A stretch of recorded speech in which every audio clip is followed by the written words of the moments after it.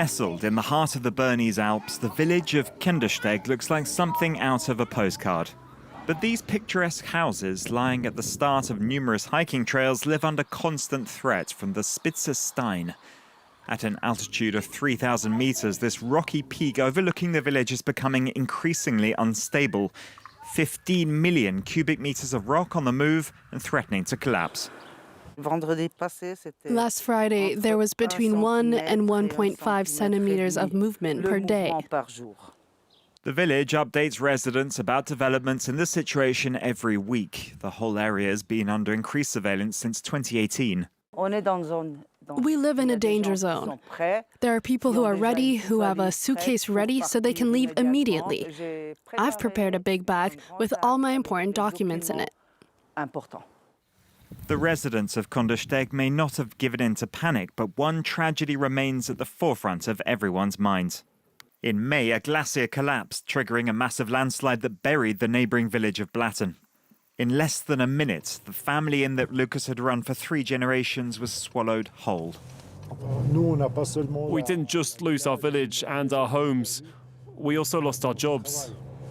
All 300 residents were evacuated before several million cubic meters of rock split the valley in two, creating this lake.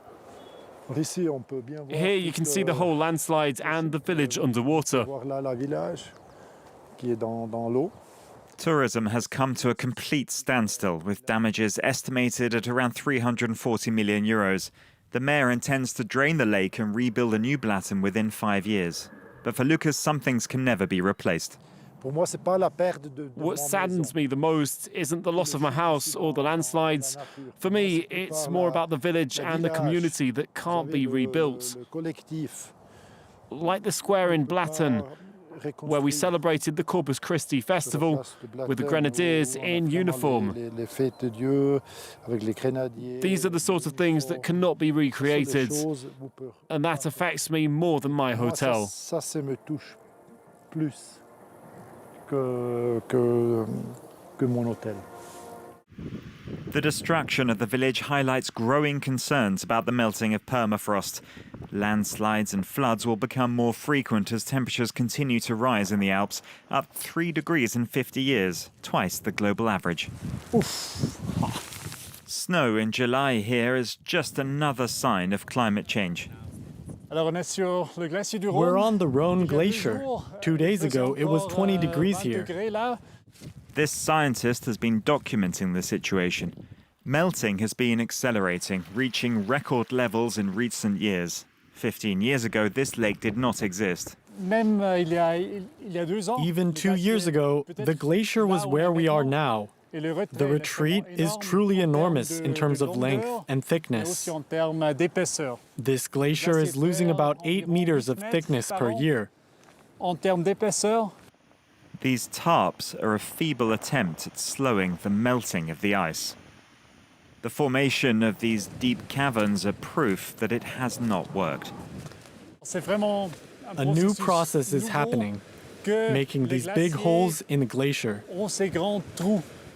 All Swiss glaciers are due to disappear by 2100 if the use of greenhouse gases is not drastically reduced. In Switzerland, we've lost 40% of our ice over the last 25 years. Meltwater from glaciers is really important for downstream areas, for valleys, but also for the entire Rhone River all the way to the Mediterranean. Glaciers melt during hot, dry periods. That is exactly when we need water. And when the glaciers disappear, there will be a shortage of water during critical periods. For local people, agriculture, drinking water and energy resources are all due to be affected. Hydropower production already needs to be adapted. This dam, located on the French border, supplies more than 200,000 households with electricity. There are consequences, that's clear, because the water supply is different from what was originally planned. So adjustments need to be made. First of all, there is an increase in risk, both for the facilities and for the population. You can say that there is more sediment entering hydroelectric facilities in particular, so we may need to raise the water intakes in the dams. And we will also have to clean some of the water intakes. Only a minority of existing alpine glaciers can be saved if efforts to limit global warming are increased, a sobering reality echoed across the world.